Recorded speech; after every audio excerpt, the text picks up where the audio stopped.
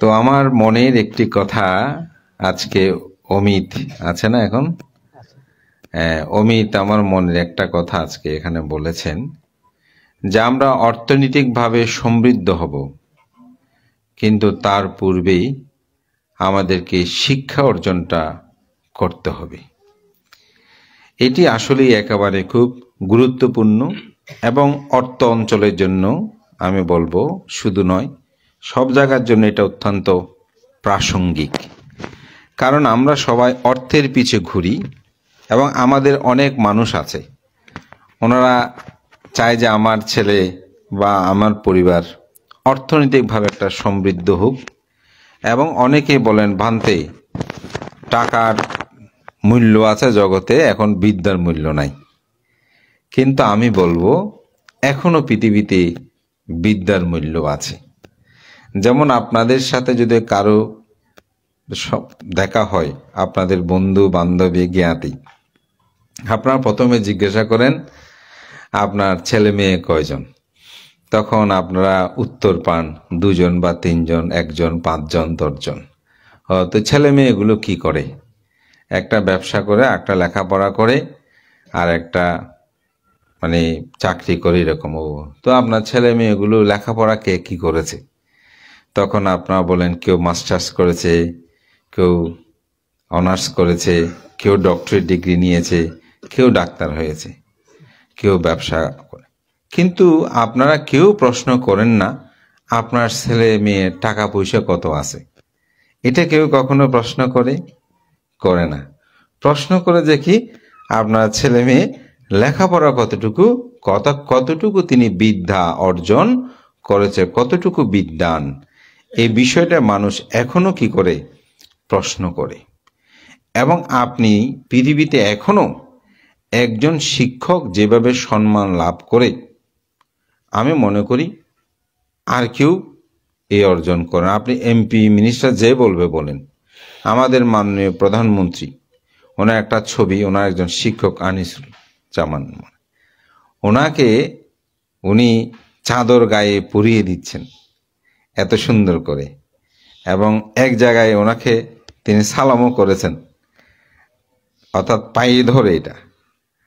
এবং এটাই হচ্ছে আসলে একজন বিদ্বান ব্যক্তি, তিনি যে সর্বত্র পূজিত হন। এই জন্য একটা কথা আছে, রাজা পূজিত হয় আপন রাজ্যে, বিদ্বান পূজিত হয় সর্বত্রে। বিদ্বান ব্যক্তি যেখানে যাবে সেখানে তিনি পূজা লাভ করবেন। কিন্তু অর্থবিত্ত টাকা পয়সা আপনি যতক্ষণ দান করবেন ততক্ষণ প্রশংসা, দান শেষ আপনাকে আর প্রধান অতিথিও করবে না, বিশেষ অতিথিও করবে না। এবং বিহারের সভাপতি সম্পাদক যত পদ আছে সেগুলো আপনি আস্তে আস্তে হারাতে শুরু করবেন। কিন্তু যিনি বিদ্বান, তিনি পূর্বেও যেমন ছিলেন, পরবর্তীও তিনি তেমন থাকবেন। যেমন আমাদের ভিক্ষু সংঘদের মধ্যে যে ভিক্ষুর বয়স যত বেশি হবে তিনি তত বেশি আরো পূজিত হবে, কারণ তার বিদ্যার ভারটা আরো বেড়ে যায় বলে। তো এজন্য আসলে আমাদের বিদ্যা অর্জন, শিক্ষা অর্জনটা সবচেয়ে বেশি প্রয়োজন। এটি অর্জনের পর আমরা অর্থবিত্ত, এটার জন্য আমরা উপায় বের করে নিতে পারি। তো এটা বলার একটা কারণ, এই পরিবারের যিনি প্রধান, এই পরিবারকে আমি বলবো একটা পরিবর্তন এনেছে অর্থের বিপ্লব, শিক্ষার বিপ্লবে। তো সেটা হচ্ছে সেবক বড়ুয়া। এই সেবক চট্টগ্রাম বিশ্ববিদ্যালয়ে সে অনার্স মাস্টার্সে ফার্স্ট ক্লাস পেয়েছে, সেই শিক্ষা অর্জন করেছে। সেটা অর্জন করে পরিবারের গৌরব এনে দিয়েছে যে আমাদের অনিল বাবুর সন্তান একটা বিশ্ববিদ্যালয়ের সর্বোচ্চ শিক্ষা সে অর্জন করেছে। সেটা অর্জন করার পর তিনি চিন্তা করেছেন আমার অর্থনৈতিক একটা পরিবর্তন দরকার। হয়তো সেই কারণে সুদূর ফ্রান্সে গিয়েছেন। তার ছোট ভাই যে সুবক, সেও কিন্তু এখানে ইন্টার করেছে, মেট্রিক করেছে, মেট্রিক পরে ইন্টার। তো ইন্টার অনেকটা পরীক্ষা দিয়ে তারপরে সেই অর্থের প্রতি, অর্থাৎ একটা শিক্ষা সেই অর্জন করেছে, এবং ইন্ডিয়াতে গিয়ে সেখানেও সে লেখাপড়া করেছে। এবং পরবর্তী জীবনে তার অর্থের হয়তো পরিবর্তন ঘটিয়েছে বা জীবন পরিবর্তন, অর্থের পরিবর্তন ঘটিয়েছে। তা আমি এই জন্যই বলছি, আমরা যেখানে যাই না কেন আমাদের শিক্ষাটা খুব দরকার। এটা অমিত একজন তরুণ হয়েও তার কাছে এই কথাটা শুনে আমার খুব ভালো লেগেছে যে আমাদের সে বিষয়টা গভীরভাবে অনুধাবন করা দরকার। কারণ অর্থ আপনার জীবনকে হয়তো ভোগ সম্পদের সুযোগ সৃষ্টি করে দিতে পারে এবং সেটা জীবনে অবশ্যই প্রয়োজন।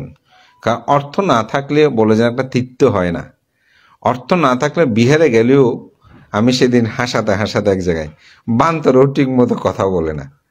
অর্থ না থাকলে আপনি মানে সব জায়গায় সম্মানিত আপনি হবেন না। অর্থ না থাকলে আপনি জ্ঞাতি স্বজনও আপনার পরিচয় দেবে না। তবে অর্থ শুধু নয়, সেখানে আপনাকে দানও করতে হবে। আমরা যখন দানের কথা বলি, আমাদের অনেক দায়ক বলে শুধু ভান্তারা দানের কথা বলে, পাওয়ার জন্য দান কথা বলে। হ্যাঁ, দানের কথাটাই বলি। আসলে আমি একটা বিষয় অনুধাবন করলাম, যদি আপনার দানপারামি না থাকে তাহলে তো আপনি সম্পদের অধিকারী হবেন না। আর আপনি যদি সম্পদের অধিকারী না হন তাহলে তো আপনাকে পরিবার বলেন, পরিবারের মধ্যে মা বাবাও দেখবেন যে ছেলে টাকা পয়সা বেশি দিচ্ছে তার কথা মা বাবা শুনছে, তার সুনাম বেশি করছে, তাই না? পরিবারের মধ্যে এটা স্বাভাবিক। নিজের স্ত্রী পুত্র বলেন, সেখানেও স্বামী বলেন, যতক্ষণ টাকা দিতে পারবেন, অর্থ দিতে পারবেন, দিতে না পারলে দেখবেন স্ত্রীও আপনার কথা শুনবে না। হ্যাঁ, টাকা পয়সা দিতে পারে না, এত কি লম্বা কথা বলেন, ঠিক না? অর্থটা অর্থাৎ সম্পদটা দরকার। তো বুদ্ধ বলছেন, জন্মান্তরে যদি আপনি সম্পদের অধিকারী হতে চান, আপনাকে অবশ্যই দানকর্ম, পুণ্যকর্ম এগুলো সম্পাদন করতে হবে। সুমন সূত্রের মধ্যে একটা খুব সুন্দর উদাহরণ আছে। সেই সূত্রে বলছে তথাগত বুদ্ধ যে একজন মানুষ, দুজন ব্যক্তি, তারা সমশীলবান যদি বলি অর্থাৎ একই রকম শীল পালন করে, অর্থাৎ যদি সংক্ষেপে বলি যে পঞ্চশীল দুইজনেই পালন করে। একজন দান করে, আরেকজন দান করে না, কিন্তু শীলবান। বলছে মৃত্যুর পরে যদি তারা স্বর্গের মধ্যে যায় তাদের মধ্যে কোনো পার্থক্য থাকবে কিনা? কারণ শীলবান হলে কিন্তু স্বর্গে যাবে, দান করতে হবে না, এটা মনে রাখবেন। এটা হচ্ছে শিলগুণের প্রভাব। এবং শিলপারামি থাকলে, শিলগুণ থাকলে তিনি স্বর্গে উৎপন্ন হবে, তির্যকেও যাবে না, শিলের এমন শক্তি। তো যদি স্বর্গের মধ্যে উভয় উৎপন্ন হয় সেখানে কোনো পার্থক্য থাকবে কিনা? বল যে হ্যাঁ, পার্থক্য থাকবে। কি কি পার্থক্য থাকবে? দিব্য ভোগ, অর্থাৎ ভোগ করার যে উপকরণ, এগুলো যিনি দান করেছেন তিনি বেশি পাবেন। দিব্য জ্যোতি, দিব্য বর্ণ, দিব্য সম্পদ, দিব্য ঐশ্বর্য, এগুলোর মধ্যে পার্থক্য থাকবে। বলছে মৃত্যুর পরে যদি মানব জন্ম লাভ করে, মানুষ হয়ে জন্মগ্রহণ করে, কোনো পার্থক্য থাকবে কিনা? বলছে তাও পার্থক্য থাকবে। কি পার্থক্য থাকবে? ভোগ সম্পদ, যিনি দান করেছেন তার ভোগ সম্পদ বেশি থাকবে, তার যশ খ্যাতি বেশি থাকবে, তার সম্পদ আদি বেশি থাকবে, তার দেহ অবয়ব জ্যোতি বেশি থাকবে। এরকমভাবে তাদের মধ্যে কি থাকবে? পার্থক্য থাকবে। বলে যদি ভিক্ষু হয়ে যায় কোনো পার্থক্য থাকবে কিনা? বলে যে হ্যাঁ, ভিক্ষু হলেও পার্থক্য থাকবে। তখন সেই যিনি দান করেছেন, আরেকজন তো দান করেন, দুজনে ভিক্ষু হয়েছে, তখন কোনো পার্থক্যতা বলে যে যিনি দান করেছেন তিনি চিবরাদি বস্ত্র বেশি লাভ করবে, খাদ্য আদি বেশি লাভ করবে, থাকার স্থান আবাস এটাও তিনি লাভ করবে ওই অপর থেকে বেশি। এরকমভাবে তার ভোগ সম্পত্তি বৃদ্ধি থাকবে। বলছে যদি শ্রোতাপত্তি হয় কোনো পার্থক্য থাকবে কিনা? বলে যে শ্রোতাপত্তি হলেও পার্থক্য থাকবে। স্থগিতাগামী হলে পার্থক্য থাকবে কিনা? বলে যে হ্যাঁ, স্থগিতাগামী হলেও পার্থক্য থাকবে। অনাগামী হলে পার্থক্য থাকবে কিনা? বলে যে হ্যাঁ, অনাগামী হলেও পার্থক্য থাকবে। অর্হত হলে আর কোনো পার্থক্য থাকবে না। আপনার সম্পদ আপনি যদি লাভ করতে চান, এই সম্পদ লাভ করার জন্য আপনাকে দানকর্মটা সম্পাদন করতে হবে। তো দান শুধু ভিক্ষু সঙ্গদেরকে করবেন সেটা আমি বলবো না।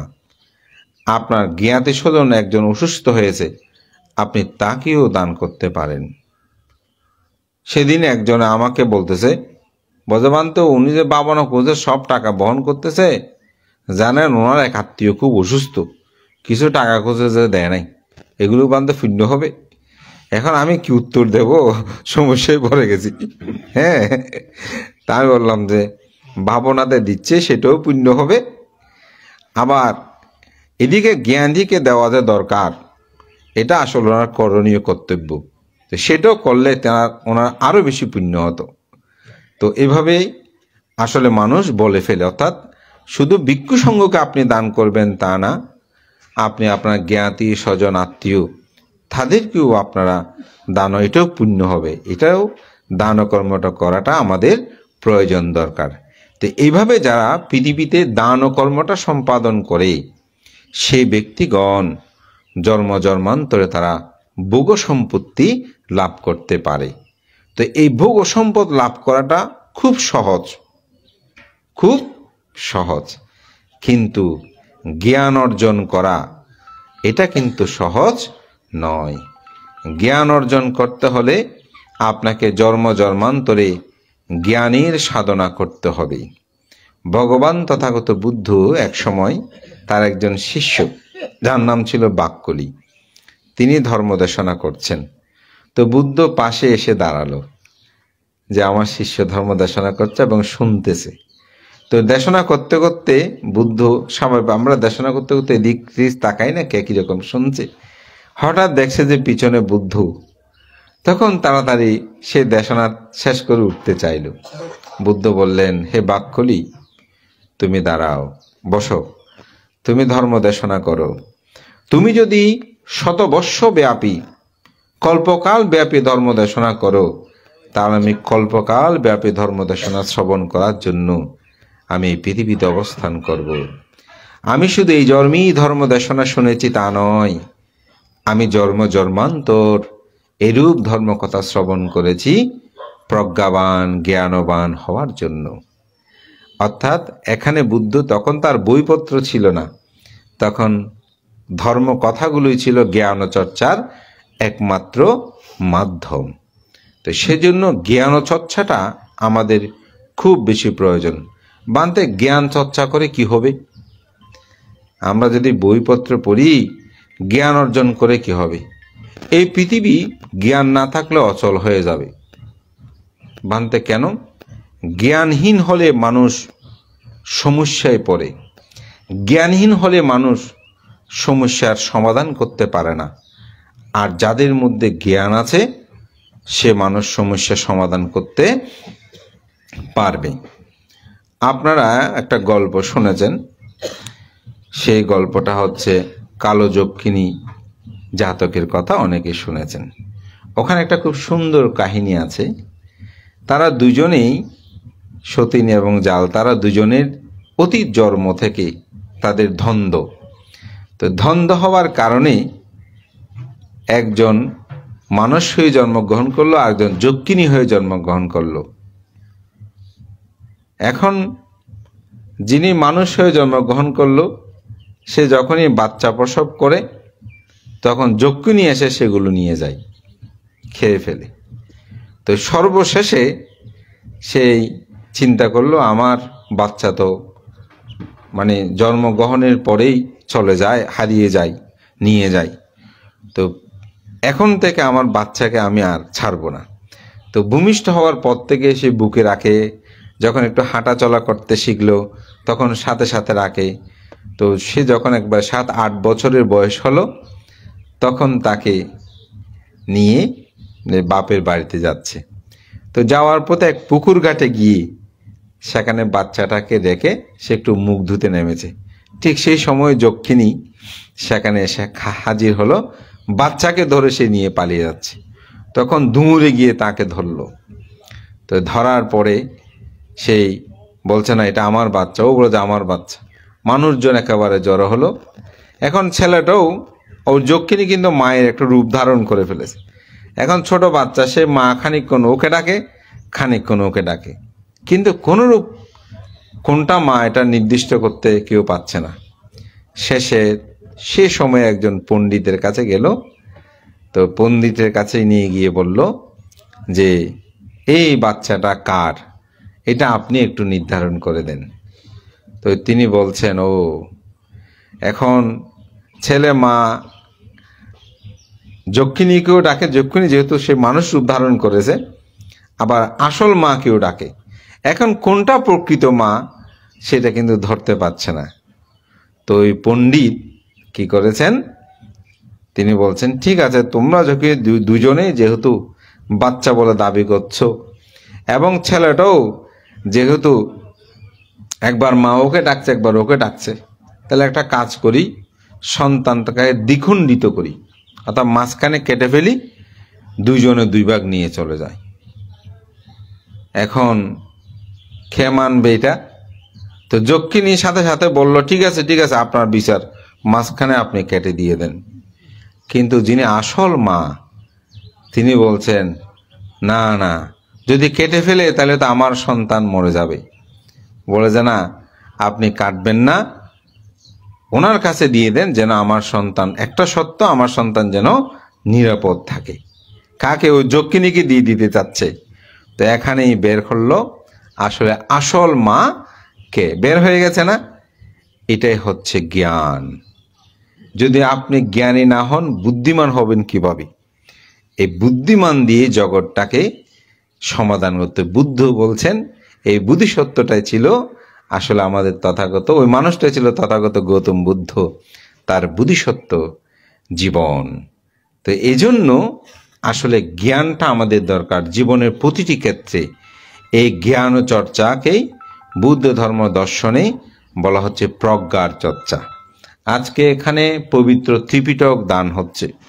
এখানে যত দান হচ্ছে, আমি মনে করি এই ত্রিপিটক দানটা হচ্ছে একটা সর্বশ্রেষ্ঠ দান। কেন?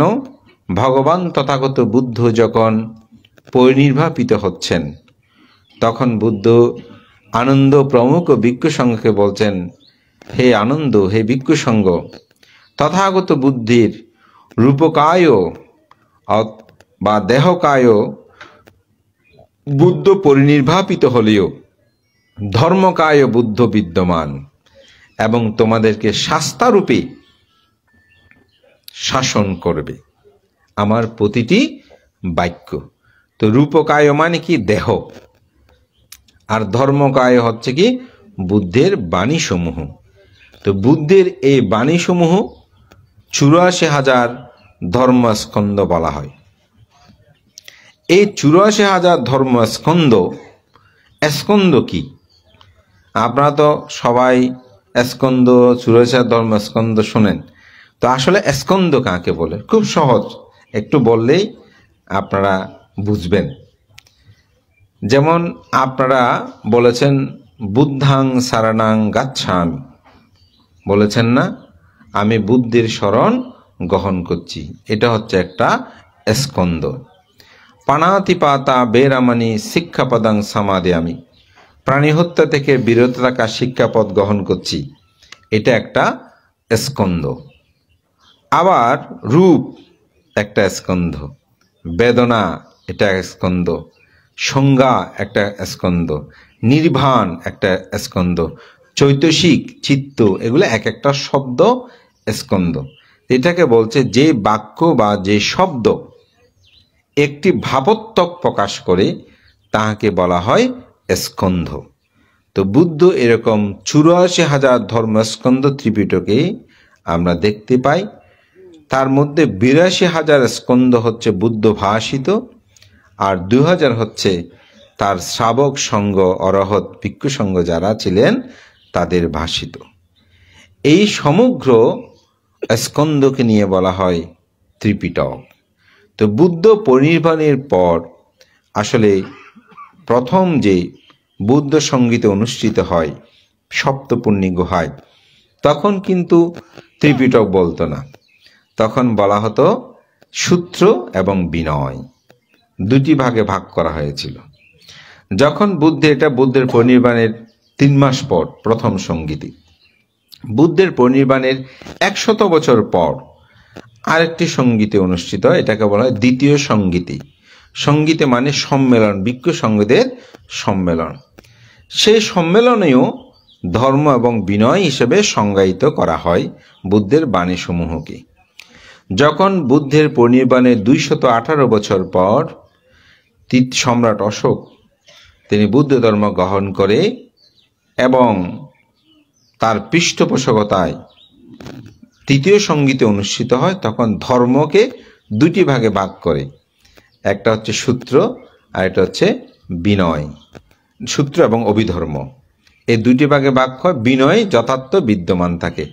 তখন থেকে আসলে এটাকে বলা হয় ত্রিপিটক, কিন্তু তার পূর্বে ছিল ধর্ম এবং বিনয়। এই ত্রিপিটকে এই পরম্পরায় ষষ্ঠ সংজ্ঞায়ন পর্যন্ত থেরবাদ ধর্ম দর্শনে এটি ত্রিপিটক হিসাবে খ্যাত। তো আজকে এখানে আমি মনে করি ত্রিপিটক দান, তো এটাকে বলবো প্রজ্ঞা জ্ঞানের চর্চা। এই পরিবার বিভিন্ন দানীয় দ্রব্য, এগুলো ভোগ সম্পদের দরকার, ও বলেছি না প্রথমে। তো ভোগ সম্পত্তির সাথে সাথে বিদ্যা সম্পদের দরকার, প্রজ্ঞা সম্পদ দরকার। তো সেজন্য আজকে এখানে ত্রিপিটকও দান করে উৎসর্গ করে। তো 350টা বিহারে আমরা ফ্রি ত্রিপিটক দান করা হয়েছে সমগ্র বাংলাদেশ এবং ভারতে। তো সেখানে একটি গ্রন্থে ত্রিপিটকের ব্যাখ্যা দিতে গেলে অনেক, ত্রিপিটকের মূলত ষষ্ঠ সংজ্ঞায়নে 59টি গ্রন্থ, 59টি গ্রন্থ অর্থাৎ 59টি খণ্ডে ভাগ করা হয়েছে। গ্রন্থ বলতে গেলে আরও, যেমন প্রথমে সূত্রপিটকে 5টি গ্রন্থ, যে দীর্ঘ নিকায়, মধ্যম নিকায়, অঙ্গুত্র নিকায়, সংযুক্ত নিকায়, এরকম ক্ষুদ্রক নিকায়। আবার ক্ষুদ্রক নিকায়ের 15টি গ্রন্থ, এটা সূত্রপিটক। বিনয় পিটকে পারাজিকা, পাচিত্যা, মহাবজ্ঞ, চুল্লবজ্ঞ, পরিবার পাঠক 5টি খণ্ডে বিভক্ত। আবার অভিধর্মে 7 খণ্ডে, ধর্মসঙ্গিনী, বিভঙ্গ, ধাতুকতা, পুগ্গলপৈতে, কথাবক্তু, যমক, পাঠ্যান, এই 7টি খণ্ডে বিভক্ত। তো এরকমভাবে এগুলো আবার যেমন পাঠ্যান 5 খণ্ডে বিভক্ত, এরকম বই হিসাব করলে মূল ষষ্ঠ সংজ্ঞা অনুসারে বইয়ের সংখ্যা হয় 59টি। তো একটা সমগ্র বইগুলোর একটা সার সংক্ষেপ, এটাকে আমরা গাইড বলতে পারি একটা বই। এবং অত্যন্ত সৌভাগ্য আনন্দের এই 60 নম্বর যে বইটা, ত্রিপিটকের সমগ্র সার তথ্য এই গ্রামেরই জন্মজাত সুসন্তান, সে জ্ঞানমিত্র এখন নিপুণ লেখে সেই ফ্রান্সে গেছে। তা আমাদের সেই এই সমগ্র ত্রিপিটকের সার সংক্ষেপে একটা গ্রন্থ সে অনুবাদ মানে লিপিবদ্ধ করেছে। আমাদের সৌভাগ্য আসলে যে এরকম অসাধারণ তার জ্ঞান মানে গভীরতা আমরা হয়তো ধরে রাখতে পারিনি, আমাদের এটা ব্যর্থতায় আমি বলবো। আর নাই তো তার মানে অসাধারণ একটা কাজ করেছে। এই 59টা বইয়ের মানে কোথায় কি আছে সংক্ষেপে সে মোটামুটি একটি সামারি যেটাকে বলে সে দেওয়ার চেষ্টা করেছে। এই ত্রিপিটক রিসার্চ সোসাইটির মধ্যে তার বইটা সহ মোট 60টি এখানে গ্রন্থ আছে। তো 84,000 ধর্মস্কন্ধকে সংক্ষেপে করলে বলা হয় 37 প্রকার বুদ্ধিপ্রক্রিয় ধর্ম।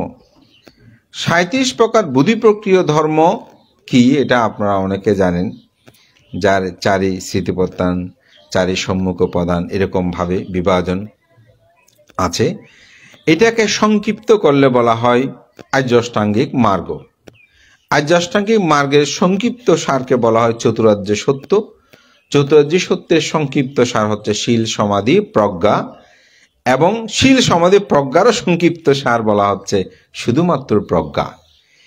এই প্রজ্ঞা অর্জন করার জন্য আমি বলবো এই ত্রিপিটক শাস্ত্রের এগুলো ছাপানো অথবা দান করা, ধর্ম দান করা, এটা একটি তার পারামিপূর্ণতার কর্ম। তো এই পরিবার সেই কর্মটা 350টা বিহারে যে আমরা ফ্রি ত্রিপুরা রিসার্চ সোসাইটির মাধ্যমে ফ্রি বই দান করেছে, সেখানের একটি বইয়ের প্রকাশনার ভার নিয়েছে সুবক এবং সেবক, তারা দুজনে তাদের দাদু, ঠাকুমা, পিতামাতা তাদেরকে স্মরণ করে এই বইটা তারা প্রকাশনা করেছে। এবং শুধু 350 নয়, অনেকে আবার দাতা হয়ে যে আমিও ত্রিপিটক দান করব, এভাবে প্রায় আরো 150টা আপনার বিহারে এরকম ফ্রি ত্রিপিটক দান করা হয়েছে। তো আজকে আমি মনে করি অমিত যে বলেছে জ্ঞান ও চর্চা, জ্ঞানটা আমাদের, শিক্ষাটা আমাদের দরকার। তো এই পরিবার দানের সাথে সাথে তারা সেই জ্ঞানের চর্চাটাও করছে। এবং এই চর্চাটা শুধু জ্ঞান নয়, এটা হচ্ছে প্রজ্ঞা। জ্ঞান আর প্রজ্ঞা এই দুটি অনেকটা কাছাকাছি, তবে একটু পার্থক্য আছে। বানতে কি পার্থক্য? জ্ঞানটা যেমন আপনারা আজকে অষ্টপরিষ্কার বুদ্ধমুক্তি দান করছেন, এটা হচ্ছে জ্ঞান। প্রজ্ঞা কি? পঞ্চ নিবারণ শূন্য যেমন জ্ঞান, পঞ্চ নিবারণ শূন্য কিন্তু প্রজ্ঞা, সংক্ষেপে বলছি। কিন্তু এই দুইটার মধ্যে পার্থক্যটা দিলে সহজ হবে। একটি ঘরে লাইট জ্বলছে, আপনি পড়তেছেন, পড়া যাচ্ছে, কিন্তু লাইটটা যখন লাইট জ্বালানো অবস্থায় যেটা পড়ছেন সেটা হচ্ছে জ্ঞান। আবার লাইটটা নিভিয়ে দিল, নিভে গেছে, তখন আর আপনি পড়তে পারছেন না, তাহলে জ্ঞান চলে গেছে। আর লাইট আছে, আপনি পড়ছেন, লাইট চলে গেছে, তাও পড়তেছেন, এটাকে বলা হয় প্রজ্ঞা। দুটা কিন্তু একই, কিন্তু পার্থক্য আছে। এটা মিলন্দ প্রশ্নে খুব সুন্দর এই ধরনের উদাহরণ আছে। তো এই প্রজ্ঞা অর্জনটা হচ্ছে কি শ্রোতাপত্তি, সকিতাগামী, অনাগামী, অরহত। তো এটা অঙ্গুত্তনিকে বুদ্ধ খুব সুন্দর উদাহরণ দিয়েছেন। বলছে বিদ্যার ধ্বংস আছে, কিন্তু প্রজ্ঞার ধ্বংস নাই। তো বিদ্যার ধ্বংস আসে, প্রজ্ঞার ধ্বংস নাই। আমরা তো আজীবন জেনেছি, মা বাবা আমাদেরকে শিক্ষা দিয়েছে, বলে অর্থবিত্ত চলে গেলেও কিন্তু বিদ্যা কখনো ক্ষয় হবে না, বিদ্যা কখনো ধ্বংস হবে না, হ্যাঁ, বিদ্যা কেউ চুরি করতে পারবে না, এরকম শিক্ষা আমাদেরকে মা বাবারা দিয়েছেন। কিন্তু বুদ্ধ বলছেন বিদ্যার ধ্বংস আছে, প্রজ্ঞার ধ্বংস নাই। আমি এটা পড়ে অবাক হলাম, বুদ্ধ কি বললেন এটি। আসলেই যেমন একজন খুব ভালো মাস্টার বা শিক্ষক, তিনি খুব ভালো অঙ্ক জানেন, কিন্তু হঠাৎ স্ট্রোক করলো, দেখা গেল তিনি দুই দুই কত হয় সেটাও তিনি আর বলতে পারছে না। তাহলে বিদ্যা ধ্বংস হয়েছে না? বিদ্যা ধ্বংস হয়েছে, কিন্তু প্রজ্ঞা ধ্বংস হয়নি। প্রজ্ঞা হচ্ছে কি শ্রোতাপত্তি, সকিতাগামী, অনাগামী, অরহত। স্ট্রোক করেন, যেটা করবেন করেন, এই মার্গ জ্ঞান কি চলে যাবে? যাবে না। এটা কেউ নিতে পারবে? পারবে না। এই জন্যই বুদ্ধ বলছেন প্রজ্ঞার ধ্বংস নাই। তো জ্ঞান ও চর্চাটা করতে করতে আসলে প্রজ্ঞাটা উৎপন্ন হয়। প্রজ্ঞা আর জ্ঞান কাছাকাছি, আরেকটু ব্যাখ্যা করলে সহজে অনুমেয় হবে। প্রজ্ঞা হচ্ছে 3 প্রকার। একটা হচ্ছে স্রোতময় প্রজ্ঞা, আরেকটা হচ্ছে চিন্তাময় প্রজ্ঞা, আরেকটা হচ্ছে ভাবনাময় প্রজ্ঞা। স্রোতময় প্রজ্ঞা কি? আমি যা শুনছি, আমি যেটা শুনতেছি সেটাই হচ্ছে কি আমার স্রোতময় প্রজ্ঞা। চিন্তাময় প্রজ্ঞা, আমি সেটা শোনার পর, যেমন আমার দেশনা শুনছেন, ও লোকজীব ভান্তে এটাই ঠিক বলছেন, আসলে কি ঠিক এরকম আপনি চিন্তা করছেন না? চিন্তা করতে করতে আপনার মধ্যে একটা জ্ঞান উৎপন্ন হয়েছে, এটাকে বলা হয় যে চিন্তাময় প্রজ্ঞা। ভাবনাময় প্রজ্ঞা কি? দুঃখ আছে, দুঃখের কারণ আছে, দুঃখ নিরোধ আছে, দুঃখ নিরোধের উপায় আছে, এই সম্পর্কে গভীরভাবে জানা, এটাকে বলা হয় যে ভাবনাময় প্রজ্ঞা। প্রজ্ঞা মানে কি? জানা। কি জানা? বিশেষভাবে জানা। তো বিশেষভাবে জানাটা কি? আমি বিশুদ্ধি মার্গ গ্রন্থের প্রজ্ঞা চ্যাপ্টারে নিয়ে একটু বললে আপনারা সহজে আরো বুঝতে পারবেন। যেমন সংজ্ঞা, বিজ্ঞান, প্রজ্ঞা, তিনটা একেবারে কাছাকাছি। কিরকম? যেমন আমি বইটা দেখছি, এটা বই বলে জানলাম, এটা হচ্ছে আমার বিজ্ঞান, আমি জেনেছি। কি জানলাম? বই হিসেবে সংজ্ঞায়িত করলাম। প্রজ্ঞা, জেনেছি, কাছাকাছি না একেবারে, কিন্তু এই তিনটার মধ্যে একটা পার্থক্য আছে। কিরকম পার্থক্য? যেমন একজন ছোট বাচ্চা, অবোধ, সে বইটা সে তার সম্মুখে ধরেন এই বইটা দিল, সে বইটা পেয়ে সে নাচানাচি, সে নড়াচড়া করলো, কিন্তু এটা কি বই? এটা কি কাজে, কেমন, কিভাবে ব্যবহৃত হয় এই সম্পর্কে তার কোনো ধরনের জ্ঞান নাই। সে সেটা নিয়ে টানাটানি করে ছেঁড়াছিড়ি করে ছিঁড়ে ফেলছে না, সে বই হিসেবে জেনেছে, কিন্তু সে সেটার মূল্য কি সে বুঝছে না, শুধু জেনেছে এটা এরকম বই, এতটুকু। এটা হচ্ছে সংজ্ঞা।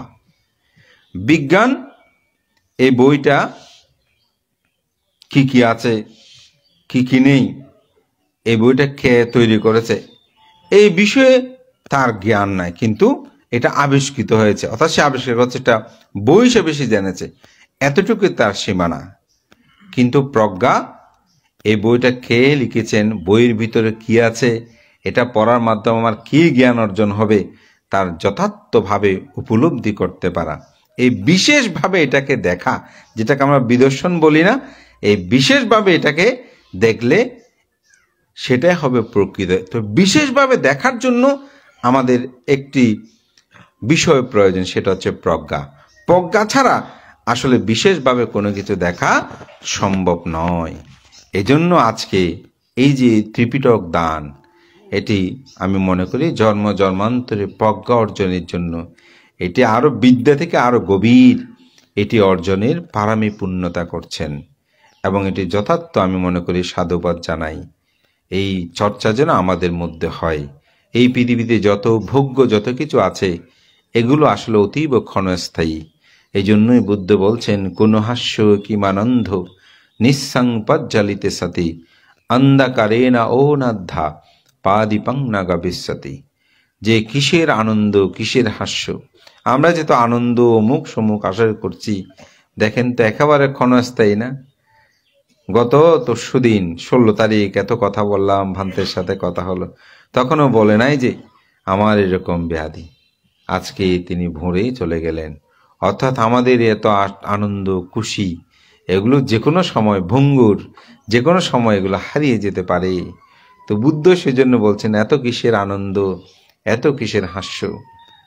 নিঃসংপজ্জালিত সাথে প্রতিনিয়ত প্রজ্বলিত হচ্ছে, কিসে লোভ দেশে মোহে আমরা প্রতিনিয়ত প্রজ্বলিত হচ্ছি না, রাগ উঠছে না। সেদিন একজনের প্রতি আমার এমন রাগ উৎপন্ন হলো, অনেক চেষ্টা করছি মৈত্রী, না মৈত্রী আসছে না, রাতে ঘুমাতেও দেরি হচ্ছে, অনেকক্ষণ পর মৈত্রী আসলো। মৈত্রী আসার সাথে সাথে আমার নিদ্রা আসলো। তাহলে জ্বলেছি আমি, হিংসা করতে গিয়ে ওনার প্রতি রাগান্বিত হতে গিয়ে আমি জ্বলতেছি। তো বুদ্ধ যে বলছে, সতত অগ্নিতে প্রজ্বলিত থেকে, অগ্নি মানে বাইরের আগুন না, মনের আগুন। মনের আগুনে জ্বলছে না মানুষ। একজনের উন্নতি শ্রীবৃদ্ধি দেখলে সহ্য করতে পারে না, হিংসা করে, কারো উন্নতি হলে পছন্দ করে না। এরকম যে সঙ্গদান হচ্ছে দেখবেন, এটাও অনেকে পছন্দ হচ্ছে না। কেউ দান করে দেয় সেটাও পছন্দ হয় না।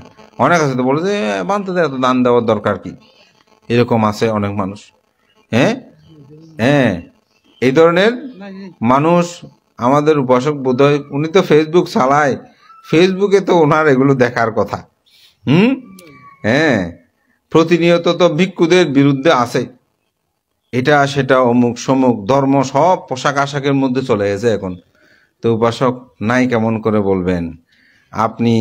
আমরা গত বছর আমরা অনুষ্ঠান করছি, কত কথা লিখেছে, আপনাকে আমি দেখাবো, আপনার সাথে আমার এটা আছে, আমি আপনাকে দেখাবো যে আপনার উন্নতি শ্রীবিদু দেখতে পারবে না, ভিক্ষু সঙ্গদেরকে দান দিলেও সেটা গ্রহণ করতে পারে না। ঘরের মধ্যেও আছে, আপনি যদি আপনার বাইকে দান দেন, আপনার স্ত্রী বলবে যে হ্যাঁ ওকে দেওয়ার দরকার কি, সাহায্য করার দরকার কি, আত্মীয়কে দেওয়ার দরকার কি। অনেক সময় স্ত্রী দিতে চাইলে স্বামী বাধা দেয়, এরকম আছে। এটা আগেও ছিল, এখনো আছে, ভবিষ্যৎ, কারণ চিত্ত বিশুদ্ধ না হওয়া পর্যন্ত এটি আমাদের মধ্যে বিদ্যমান থাকবে। তো এরকম হিংসা এগুলো থাকে। তো এগুলো কি, কেন জ্বলছি? অনব্রত আমরা এই লোভ ও দেশে মোহে প্রজ্বলিত হচ্ছি। অন্ধকারে না ও নাদ্ধা, এই অন্ধকারের মধ্যে থেকেও আমরা কেন আলোর সন্ধান করব না? বুদ্ধ বলছেন, তা আমাদের সেই রকম আলোর সন্ধান। আজকে এটা আমরা আলোর সন্ধান করছি। কেন ভান্তে আলোর সন্ধান? কারণ আমাদের অন্তর জগতে যে চাহিদা আছে, আমাদের অন্তর জগতে যে লোভ দেশ মোহ আছে, এগুলোকে আমরা পরাভূত করছি। তো এগুলোকে কি দিয়ে পরাভূত করতে হবে? প্রজ্ঞা দিয়ে। প্রজ্ঞা না থাকলে কোনোদিন আপনি এগুলোকে ছেদন করতে পারবেন না। আপনার প্রজ্ঞার প্রয়োজন আছে। প্রজ্ঞা যখনই উৎপন্ন হবে দেখবেন সেখানে অন্ধকার দূরীভূত হবে। যেখানেই প্রজ্ঞা উৎপন্ন হবে তখন সেখানেই আপনি প্রশান্তি লাভ করবেন। ভান্তে কীরকম? যেমন একজন মানুষ আপনাকে গালিমন্দ করছে, আপনি যদি সাথে সাথে বলেন, ও ওনার গালিমন্দুনি করছে, আমার কি আসে যায়, এই প্রজ্ঞা উৎপন্ন হওয়ার সাথে সাথে দেখবেন দুঃখটা চলে গেছে। একজন, এটা আমার প্রত্যক্ষভাবে এক বিচার কার্যে, ওনাকে অনেক গালিমন্দ করলো, তো চুপ করে আসে। তো আমরা বললাম, ভান্তে আপনি একটু বলেন আসলে বিষয়ে আপনার এই বিষয়ে মন্তব্য। তো ভান্তে বলছে, ও যা বলেছে ওখানে কিছু সত্য, বেশিরভাগ মিথ্যা, আপনারা যে যেটা করবেন শেষ। মানে ওনার মুখমণ্ডলে কোনো ক্রোধের চিহ্ন নাই, কোনোরূপ রাগের চিহ্ন নাই। তো সেটা হচ্ছে কি, প্রজ্ঞা দ্বারা এটাকে ছেদন করতে পেরেছেন। এই যে বলে না, ক্ষমা করেছি, প্রজ্ঞা না থাকলে আপনি ক্ষমা করতে পারবেন না। অমুকে বলেছেন, প্রজ্ঞা না থাকলে ক্ষমা চাইতেও পারবেন না। এজন্য মানুষের জীবনে এই প্রজ্ঞা হচ্ছে প্রধান। বুদ্ধ ধর্ম দর্শনে অন্ধকার থেকে আলোর পথে আসতে হলে এই প্রজ্ঞা আমাদের প্রয়োজন। তো আজকে সেই প্রজ্ঞাপথে যাওয়ার জন্য আমি মনে করি এই সুন্দর আয়োজন। এবং সাথে সাথে আমি আরেকটি কথা ভাষণ করেছি যে ইয়াতা কানাঞ্চা সাঙ্গাহ দানাঞ্চা ধাম্মাচারিয়াঞ্চা ইয়াতা কানাঞ্চা সাঙ্গাহ অনাবাজ্যানি কাম্মানি এতাং মঙ্গলা মুক্তমাং।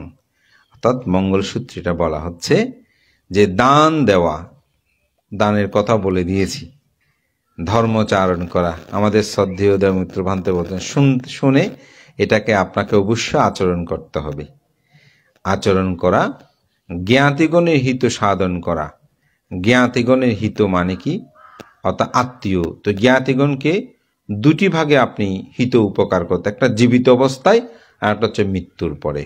তো কোনো জ্ঞাতি যদি মৃত্যুবরণ করে তাহলে তাকে তো অর্থবিত্ত, টাকা পয়সা কোনো কিছু দিয়ে সহযোগিতা করা সম্ভব নয়।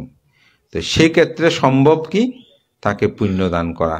তো আজকে এখানে মনোরঞ্জন বাবু, সাবিত্রীবালা, ওনাদের পরম আত্মীয়, এই যে আমার ছেলে, আমার নাতি নাতনি কখন প্রতিষ্ঠা হবে, বুদ্ধের সামনে গিয়ে কত যে প্রার্থনা, এদের প্রতি এরা আমাদের পরম জ্ঞাতি হিতকামী। তো তাদেরকে তো এখন এই বাড়িঘর সম্পদ কিছু দিয়ে সেবা করার সুযোগ নাই। তো তাদের একমাত্র সুযোগ তাদেরকে পুণ্যদান করা। তো আজকে সে পুণ্যদান কর্ম একদিকে সম্পাদন করছেন। অপরদিকে পিতামাতা, আমরা অনেক সময় মা বাবাকে জ্ঞাতি মনে করে মা বাবা ছাড়া বাকিগুলো, কিন্তু বুদ্ধ পরিবেশ সবাই জ্ঞাতি।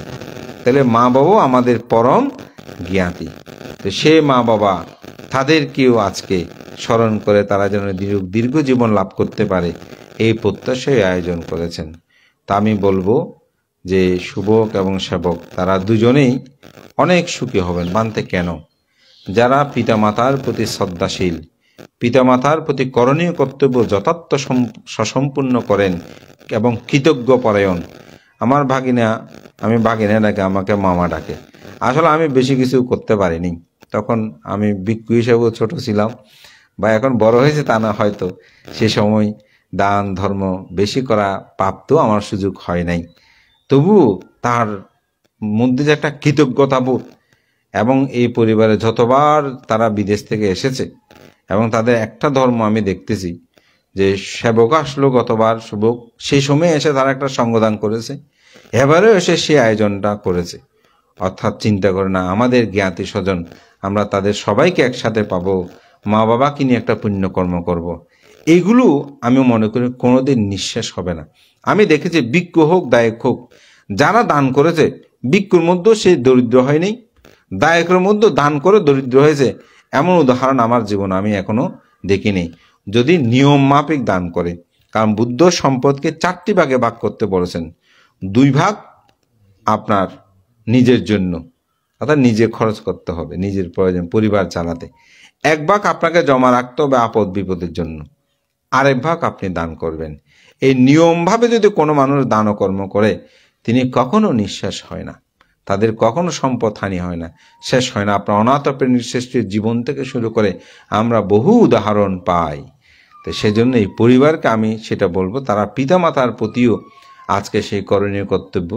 অপরদিকে তাদের যে পুত্র ইয়ানিক এবং আমাদের সেবকের ছেলের নাম কি দিয়ে, আদ্রিয়া, গতবার আদ্রিয়ারও বোধহয় জন্মদিন করেছিল, হ্যাঁ, এবার ইয়ানিকেরও জন্মদিন। তাহলে আমি মনে করি তাদের জ্ঞাতি স্বজন সবাইকে উপস্থিত করে তাদেরও তো একটা করণীয় কর্তব্য আছে তাদের প্রতি, সেই ধর্মটাও আজকে প্রতিপালন করছেন। আপনাদের সবাইকে নিমন্ত্রিত করলো, আমি বিদেশ থেকে আসলাম, তার অর্থলব্ধ শুধু পিতামাতাকে নয়, জ্ঞাতি স্বজনকেও আমি মনে করি কিন্তু বোঝন দানের মাধ্যমে একটা পুণ্য অর্জনের যে চেতনা, তা আমি এটাকে সাধুবাদ জানাই। এরূপভাবে যেন জ্ঞাতি চর্যা, এটি রতনসূত্রের মধ্যে সেখানে আমরা দেখি, ইয়াতাত্তাচারিয়াং বুদ্ধাত্তাচারিয়াং, অর্থাৎ তিচ্ছাচারিয়ান্তি, তিচ্ছাচারিয় কথা, বুদ্ধাত্তাচারিয়াং ইয়াতাত্তাচারে, এই জ্ঞাতি চর্যা, এই জ্ঞাতি চর্যাটাও দরকার। আত্মীয় স্বজনকে দেখতে যাওয়া, আজকাল এগুলো খুব কমে যাচ্ছে। মানুষ মারা গেলেও এখন অনেকেই এই কাজ সেই কাজ পরে আসতে চায় না। শুধু মা বাবার কথা কি, অনেক ছেলে আছে, আমি সেদিন এখন তো অনলাইনে সব কিছু বলতেও অনেক সময়, একজনে বলতেছে ভান্তে মেয়ে আসতেছে বিদেশ থেকে, মা মারা গেছে দেখার জন্য, ছেলে বলতেছে যে আরেক ভাইকে আমাকে কি আসতে হবে। দেখেন কিরকম। তো এটা ভাই, যে ভাইকে প্রশ্নটা করেছে তার মনে কিন্তু দাগ কেটে গেছে যে আমার ভাই, তিনি দীর্ঘদিন বিদেশে, আমার মা দেশে মারা গেল, কিন্তু এটা কেমন প্রশ্ন করলো। সে তো দরকার, যদিও 18 ঘন্টা পার হয়ে আসতে পারে, উনি যেখান থেকে আসবে সেটা 6 ঘন্টা মাত্র দূরত্ব। আমি একটু নাম বলছি না, দেশটা বললে অনেক সময় ব্যক্তিগতভাবে তো আসলে আক্রমণ নয়, শিক্ষার জন্য আমাদের বলা। কিন্তু সেই বোন আসতে পেরেছে, কিন্তু ভাই একটা আসতে পারেনি 6 ঘন্টার পর, বোন অথচ 12 ঘন্টা 18 ঘন্টার পথ পাড়ি দিয়ে এসেছে। আমাদের ওই যে মা বাবার প্রতি চেতনা, কর্তব্য, কর্ম, এই মা বাবাকে আপনি কি আর পাবেন? জীবনে টাকা, অর্থবিত্ত সব আসবে, আমাদের শরীরের যদি অঙ্গ প্রত্যঙ্গের কথা চিন্তা করেন, মা বাবা ছাড়া এখানে আর কিছু আছে? কেউ যদি ঈশ্বর গড প্রভু আমাকে সৃষ্টি করেছে, চালাচ্ছে বালাচ্ছে বলে, আসলে আপনি যদি গভীরভাবে চিন্তা করেন, আপনি যদি বেশি বাস্তববাদী হন, তাহলে আপনার চোখেই তো দেখা মা বাবার কারণে আমার সৃষ্টি, ঠিক না? আমার অর্থবিত্ত প্রাচুর্য যাহা কিছু অর্জন, এই সব কিছু তো মা বাবার উপর, যেহেতু আমরা মেটেরিয়ালসটাকে বেশি প্রাধান্য দিই, বস্তুগতকে বেশি প্রাধান্য, তাহলে বস্তু চিন্তা করলে তো মা বাবার কারণে আমি এসেছি। সে মা বাবার প্রতি দায়িত্ব কর্তব্যটা আমরা কে কতটুকু প্রতিপালন করি, এটি নিজেকে প্রশ্ন করলে আসলে ধর্মজ্ঞান আমার মধ্যে কতটুকু আছে সেটা বোধ জ্ঞান হবে। তো মহান সঙ্ঘকে বন্দনা। আমি বলবো তারা যে গুরু পূজা করে, তারা যে গুরুদেরকে শ্রদ্ধা সম্মান গৌরব প্রদর্শন করে, তাদের উত্তর শ্রীবৃদ্ধি হয়। তো সেবক শুভক তারা যেমন গুরুদের প্রতি কৃতজ্ঞ পরায়ণ, গুরু বলতে এখানে ভিক্ষু সঙ্গ শুধু না, তা নয়, মাতা পিতাও পঞ্চগুরু বলছে না, এখানে পিতা মাতাও আছে। এটি যতদিন অব্যাহত থাকবে, তাদের প্রতি শ্রদ্ধাশীলতা থাকবে, তাদের নির্যাস আশীর্বাদ, এটা আমি দেখেছি। আমাদের অনিল বাবু এবং আমি তো দিদিই ডাকে, রণ দিদি, যখন আমাদের বিহারে গিয়েছেন, এই ছেলেদেরকে মন খুলে দিল খুলে যেটা বলে সেরকম আশীর্বাদ করে, এবং তারা আজকে স্বস্বক্ষেত্রে সেটা প্রতিষ্ঠিত, বিদেশে গিয়েও তারা প্রতিষ্ঠিত বাড়ি ঘর করেছে। এটা মা বাবার আশীর্বাদ, গুরুজনের আশীর্বাদ। আমি যদি আরেকটা উদাহরণ দিই, আমার দেশনা শেষ করব, আমাদের শ্রদ্ধেয় দেবমিত্র ভান্তে, আরেকজন আমি ভান্তেকে দেখেছি, সেটা হচ্ছে দেবপাহাড় আন্তর্জাতিক বৌদ্ধ বিহারের প্রতিষ্ঠাতা অধ্যক্ষ মাননীয় উপসংঘরাজ প্রয়াত সত্যপ্রিয় ভান্তে। এই বাংলাদেশের যত গুরু ভিক্ষু সংঘ আছে, ওনাদের স্মরণ করে করে ভান্তে একটা অনুষ্ঠান তিনি আয়োজন করতেন এবং এইভাবে পূজা করতেন। তা আমাদের শ্রদ্ধেয় দেবমিত্র ভান্তে প্রতি বছর তিনি আমাদের শ্রদ্ধেয় সদ্ধর্ম কীর্তি অবৈতিষ্য মস্তবের মহামান্য সংঘরাজ, সে 7ম সংঘরাজ, এবং নবম সম্রাজ সে ধর্মাচার্য, যিনি গণদেবতা হিসেবে আমাদের শাসন সদ্যমের জন্য আজকে সঙ্ঘের অধিকার প্রতিষ্ঠা অনন্য ভূমিকা প্রতিপালন করেছেন, সেই ধর্মাচার্য নাগসেন মহস্তবের মহোদয় এবং একাদশ সঙ্গরাজ, যিনি আমার পরম আরাধ্য, আমার দীক্ষাগুরু, সেই পরম শ্রদ্ধেয় শাসন শ্রী মহাতের মহোদয় মহামান্য সঙ্গরাজ, এবং যার গৌরবে এই আমি মনে করি অত্য অঞ্চল গৌরবান্বিত ধন্য, সেই পরম শ্রদ্ধেয় কর্মবীর জ্ঞানপাল মহস্তবীয়, তাদেরকে স্মরণ করে যে ভান্তে প্রতি বছর আয়োজন করে, এবং আমি মনে করি এই পুণ্য শ্রদ্ধেয় ভান্তের শিরে বর্ষিত হয়েছে। আজকে তিনি আমাদের মতন এত উচ্চতর কোনো সার্টিফিকেট অর্জন করে নাই, কিন্তু তার গুরু পূজার তাদের আশীর্বাদ শ্রদ্ধেয় ভান্তের মহস্তবীর বরণ থেকে শুরু করে বিবিধ ক্ষেত্রে, এবং বাংলাদেশেও তিনি একজন সমাজে ভিক্ষু সংঘের সমাজেও একজন আমি মনে করি নেতৃত্বশীল এবং কর্মবীর সাংঘিক ব্যক্তিত্ব হিসেবে সমাদৃত। এগুলো গুরুদের আশীর্বাদ। এরকম গুরু পূজা করলে, সম্মান করলে, গৌরব করলে এটি মানুষ কখনো ছোট হয় না, মানুষ বরঞ্চ বড় হয়। আজকে যখন এখানে এসে যে আমি এই পর্যন্ত যত সঙ্গদানে এই বাঁশখালীতে এসেছি, কোনোদিন শ্রদ্ধেয় দেবমিত্র ভান্তের নিয়ম অনুসারে আগে আমি বসতে পারিনি। আমাকে সবসময় উনি আগেই বসিয়ে দিয়েছেন, না তুমি এদিকেই বসো। তা আমি মনে করি আমি ছোট হিসাবে আমাকে স্নেহ করে যেটা দেন এটি স্বাভাবিক। এরকম আপনি যখন অপরকে সম্মান করবেন, আপনি নিজেও সম্মান লাভ করবেন।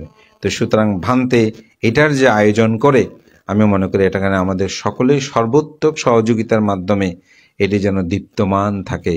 পুণ্যপুরুষদের আমরা স্মরণ করি, যেমন আজকে বাংলাদেশে বিভিন্ন জায়গায় পেপারে বিশেষ করে ক্যালেন্ডারগুলো বের হচ্ছে। আমাদের শ্রদ্ধেয় দেবমিত্র ভান্তে কিন্তু এই অবৈতিষ্য ভান্তের ছবি সম্মিলিতগুলো বের করে পুনঃজাগরিত রাখার ক্ষেত্রে দীপ্ত ভূমিকা রেখেছেন। তো এটা আমি বলবো ভান্তে একা নয়, আপনাদের সবার সহযোগিতায় তো সেটা সম্ভব হয়েছে।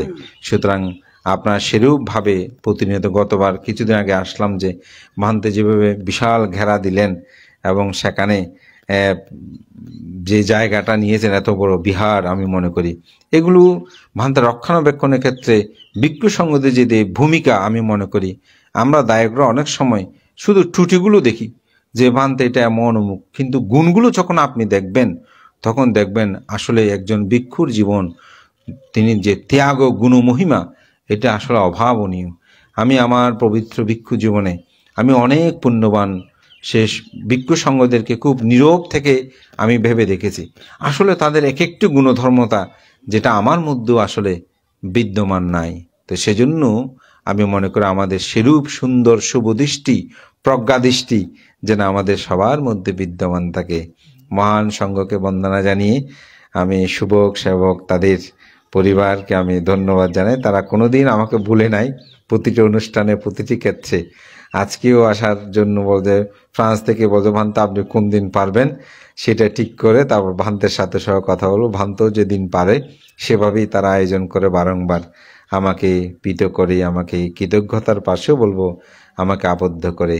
বাঁশখালী আমার জঙ্গম তীর্থের মতন, আমার গুরুর জন্মতীর্থ এখানে।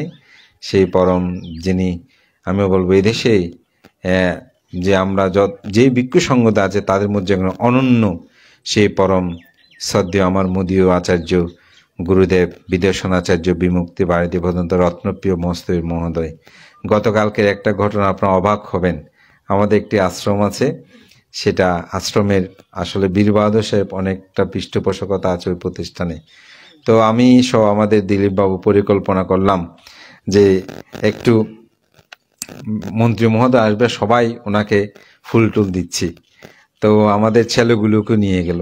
তো আমার গুরু ভান্তে যেহেতু আসবে একটু পাশে, যেহেতু ওনারা দায়ক ভান্তে ভিক্ষু, আমার গুরু ভান্তে দূর থেকে দেখে গাড়ি দাঁড় করি এই বীর বাহাদুর সাহেব নেমে যেভাবে নুয়ে পড়ে ভান্তেকে শ্রদ্ধা অর্ঘ নিবেদন করলেন, এটা আমি দেখে খুব অবাক হয়েছি যে শিলগুণ মানুষকে কিভাবে নমিত করে, শিল প্রভাব, শিল মানে গুণ, এটা আসলে প্রতীয়মান। তো আমি মনে করি আমার জঙ্গম তীর্থ, এই জন্যই বলছি আমার সে গুরুভান্তের জন্মতীর্থ এখানে। তো সুতরাং সেই গৌরবের স্রোত দ্বারাকে আমাদের শ্রদ্ধেয় দেবমিত্র ভান্তে রাহুল প্রিয় ভান্তে